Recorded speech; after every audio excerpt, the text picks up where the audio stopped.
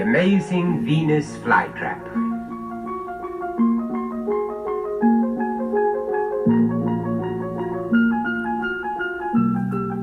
Curiously, it lives in ground too deficient in nutrients, such as nitrogen, for proper growth. So it supplements this meager diet with the bodies of victims it traps and squeezes to death. Each plant has about half a dozen leaves. Each leaf, hinged down the middle, is a trap which can be used several times.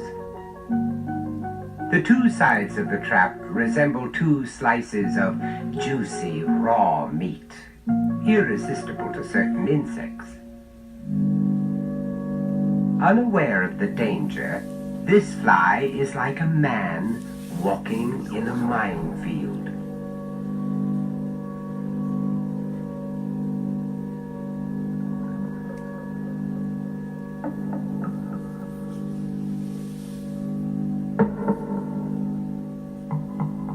The plant lures its prey by color, scent, and food.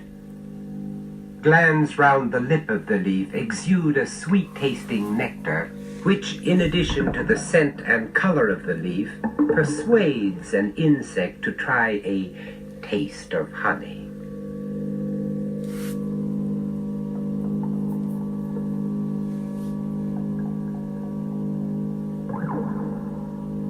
The spikes on the edge of a leaf have a special function when a trap is working only at half speed. This happens during cold weather or if the plant is in poor condition. Although a fly has quick reactions, it seldom escapes. The spikes act as prison bars long before the trap has completely closed.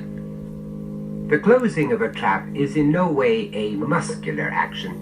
In fact, nobody knows what it is, but we can see what makes it close. When a trap is set, the sides of a leaf are open in a V and face upwards.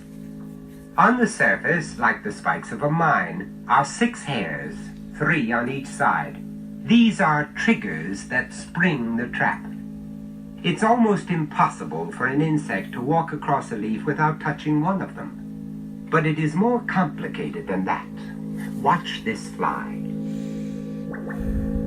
The trap fails to close, although the fly must have touched a spike. And again. Same result. But there's nothing wrong with the plant. It's simply that the hinge mechanism hasn't received the right stimulus. For a trap to close, either 2 separate trigger hairs must be moved, or 1 trigger hair moved twice, within the space of between 2 seconds and 20 seconds. It is hinged, and to operate the trap, the hair must be bent over far enough for this hinge to move. The stimulus needed to work the Venus flytrap is very important. A needle shows the precise nature of this stimulus. The hair is bent once, nothing happens. Twice, wham! It's interesting to see how tightly the trap can grip. The needle needs to be pulled out. Another fly. It touches one trigger hair and stops beside another. If it moves now, it must be caught.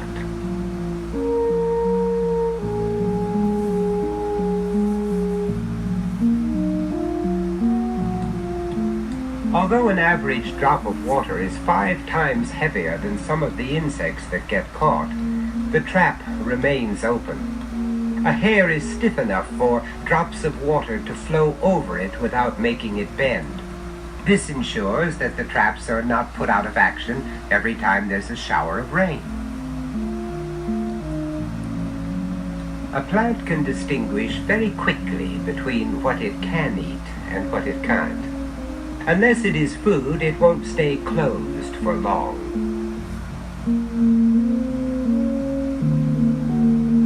A pebble is seized because the trigger mechanism has been correctly stimulated. But the plant's digestive juices will not respond to inanimate objects.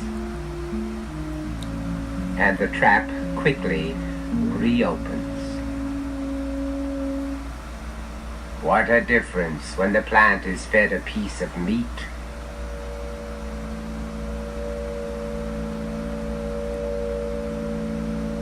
In fast action, the trap plates press tightly together and digestive juices are secreted onto the meat. They can be seen at the bottom of the leaf. The result is most dramatic.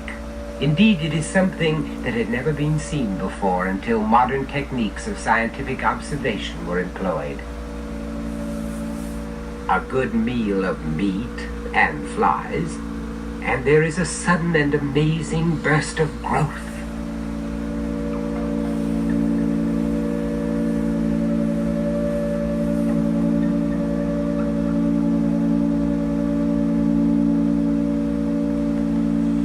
It is this ability to digest flesh that enables the Venus flytrap to gain precious nitrogen, on which all plants thrive.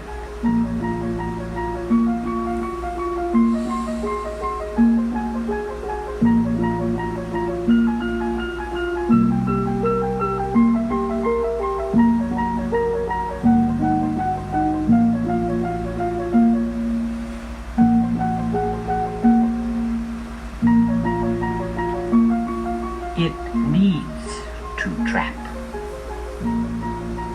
It needs its victims, like Count Dracula, or some of us. It needs its drop of blood, or hamburger steak.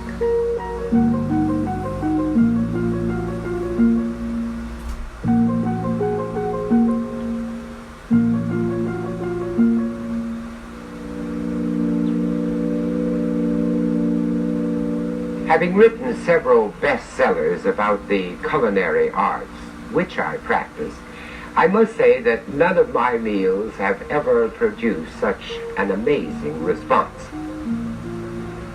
But